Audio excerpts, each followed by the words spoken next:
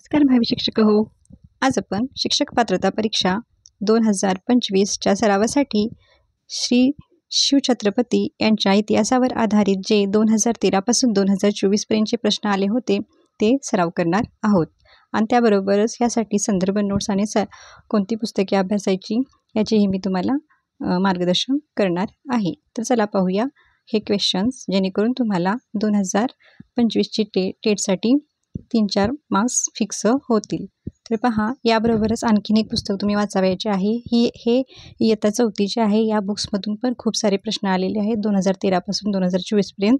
आता आणखीन एक त्याच्याचबरोबर बुक आहे, तेही आपण पुढे पाहणार आहोत. चला तर पाहूया प्रश्न. पहा, छत्रपती शिवरायांच्या हिंदवी स्वराज्याचे निष्ठावंत पाईक नसलेल्या व्यक्तीचा पर्याय कोणता?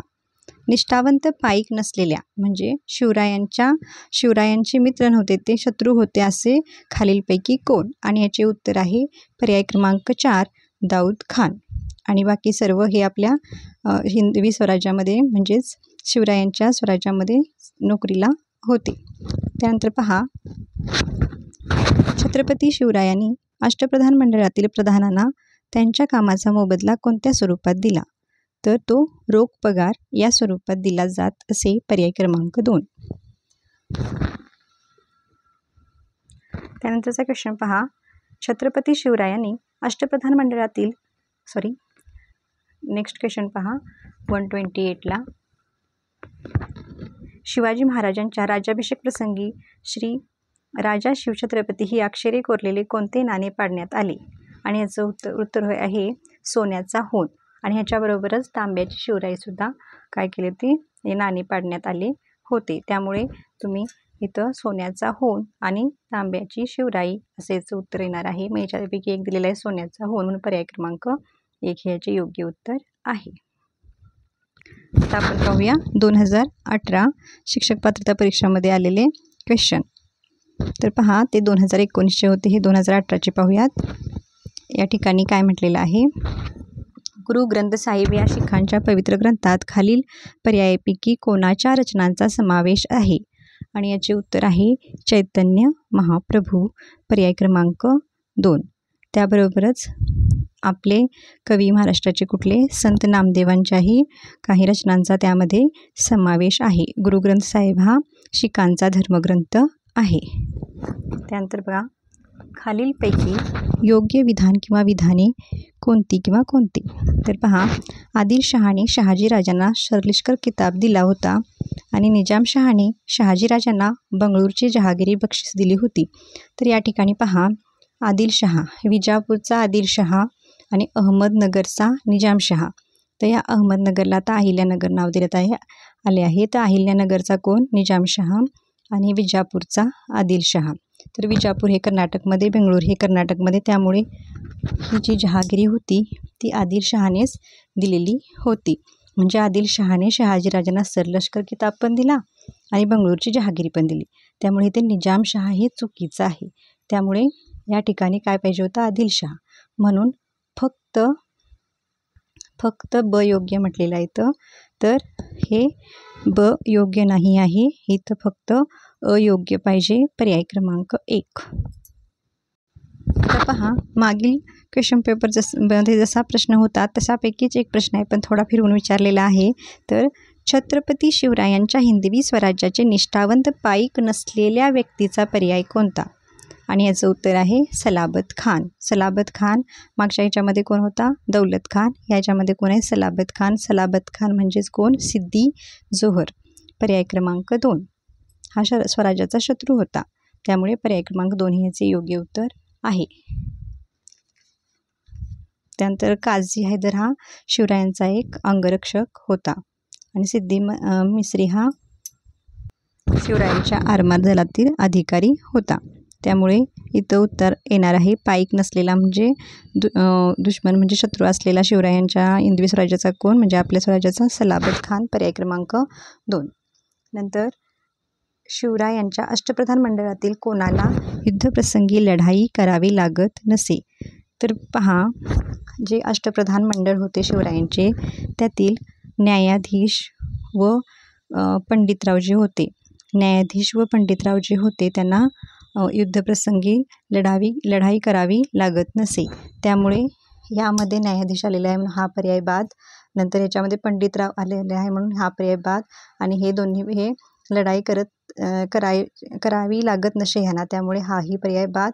आणि योग्य काय आहे, अमात्य व सचिव यांना युद्धप्रसंगी लढाई करावी लागत असे, पर्याय क्रमांक 1. त्यानंतर 2013च्या क्वेश्चन पेपरमधील प्रश्न पाहूयात.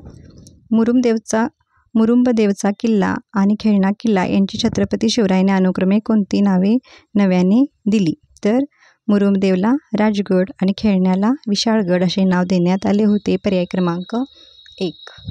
त्यानंतर आहे खालील पर्यायातील शिवरायांच्या अष्टप्रधान मंडळातील मंत्रीपद आणि त्यांची कामे यांची योग्य जोडी कोणती? तर पहा, पर्याय क्रमांक 2 सचिव, आज्ञापत्रे सांभाळणे हे योग्य जोडी आहे. तर आपण काय नेक्स्ट आपल्या जी TET येणार आहे त्याच्यामध्ये अष्टप्रधान मंडळाचं कार्य किंवा मंत्री विचारू शकतात, तेव्हा तुम्ही इयत्ता 4च्या किंवा 7वीच्या पुस्तकातून ते मिळवून वाचून घ्या. तर इयत्ता 4 आणि इयत्ता 7वी दोन्ही पुस्तकामध्ये तुम्हाला हे मिळून जाईल.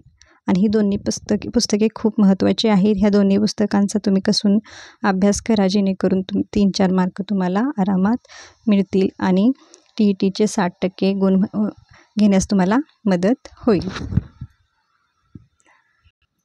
पाहूया 2015च्या क्वेश्चन पेपरमधील हे प्रश्न. खालीलपैकी योग्य विधान किंवा विधाने कोणती? बघा, मागील प्रश्नपत्रिकेमध्ये फक्त ह्या ठिकाणी त्यांनी काय केलेले, निजामशहा केले होते. आता त्यांनी दोन्ही पण योग्य दिलेत. बघा, आदिलशहाने शहाजीराजांना सरलष्कर किताब दिला, योग्य आहे. आदिलशहाने शहाजीराजांना बंगळूरची जहागिरी बक्षीस दिली, हो. तर पर्याय क्रमांक अ व ब योग्य. पर्याय क्रमांक 3 हे याचं योग्य उत्तर येणार आहे. कारण आदिलशहानेच जहागिरी पण बक्षीस दिली होती आणि सरलष्कर किताब पण दिला होता आणि आदिलशहा हा विजापूरचा होता. त्यानंतर बघा, शिवरायांच्या हिंदवी स्वराज्याचे निष्ठावंत पाईक असलेल्या व्यक्तीचा पर्याय कोणता? आता मागे जो आपण प्रश्न वाचला त्याच्यामध्ये कसं होतं, शिवरायांच्या हिंदवी स्वराज्याचे निष्ठावंत पाईक नसलेल्या, ह्या अच्या ठिकाणी काय आलेलं, नसलेल्या, असलेल्याच्या ठिकाणी नसलेल्या होतं. आता असलेल्या व्यक्तीचा पर्याय शोधायचा आहे आणि ह्याचं योग्य उत्तर आहे दौलत खान. कारण फाजल खान हा शाहिस्ते खानाचा पुत्र होता. सलाबत खान म्हणजे कोण, शिद्दी जोहर आणि दाऊद खान हा पण शत्रू होता हिंदवी स्वराज्याचा. त्यामुळे पर्याय क्रमांक येणार आहे 1 दौलत खान हा विश्वासू सेवक होता शिवरायांचा. नंतर पहा, शिवरायांच्या अष्टप्रधान मंडळातील कोणाला युद्धप्रसंगी लढाई करावी लागत नसे? त्या क्वेश्चन पेपरमध्ये कसं होतं, तर त्या इयरच्या क्वेश्चन पेपरमध्ये कसं होतं, तर करावी लागत असे, तर इथं म्हटलेत नसे. तर करावी कुणाला लागत नसे, पंडितराव व न्यायाधीश. त्यामुळे पर्याय क्रमांक 3 याचे योग्य उत्तर येणार आहे. आणि करावी लागत असे जर आलं तर अमात्य व सचिव. त्यानंतर पुढचं पहा, 129ला संस्कृत पंडितांना मराठी भाषेचे महत्त्व सांगताना संस्कृत वाणी देवे केली तरी प्राकृत काय चोरापासून झाली, असे कोणी म्हटले आहे? तर असे संत एकनाथांनी म्हटलेले आहे, पर्याय क्रमांक 4. नंतर पहा, शिवाजी महाराजांच्या राज्याभिषेक प्रसंगी श्री राजा शिवछत्रपती ही अक्षरे कोरलेले कोणते नाणे पाडण्यात आले? मी मागे सांगितल्याप्रमाणे सोन्याचा होन आणि तांब्याची शिवराई. तर पहा, तांब्याची शिवराई तर आहे, त्यामुळे पर्याय क्रमांक 1 हे आपले योग्य उत्तर होणार आहे. अशा प्रकारे आजच्या व्हिडिओमध्ये आपण काही प्रश्नपत्रिका अभ्यासल्या TETच्या. त्याचबरोबर आता पुढच्या म्हणजे नेक्स्ट व्हिडिओमध्ये ह्याच्या पार्ट 2मध्ये मी तुम्हाला पहा 2014च्या क्वेश्चन पेपरमध्ये आलेले प्रश्न, तसेच 2017च्या क्वेश्चन पेपरमध्ये आलेले आणि 2024 व 21च्या क्वेश्चन पेपरमध्ये आलेले प्रश्न घेऊन येणार आहे. व्हिडिओ आवडला तर लाईक करा, तुमच्या मित्रमैत्रिणींना शेअर करा आणि जर चॅनलला नवीन असाल तर चॅनलला सबस्क्राईब करून ठेवा. सबस्क्राईब केल्यानंतर बेल आयकॉनला प्रेस करा. त्यानंतर ऑल ह्या बटनवर तुम्ही टिक करायचं आहे, म्हणजे प्रेस करायचं आहे, जेणेकरून मी नेक्स्ट व्हिडिओ अपलोड केल्यानंतर त्याची नोटिफिकेशन तुम्हाला सर्वात आधी मिळेल.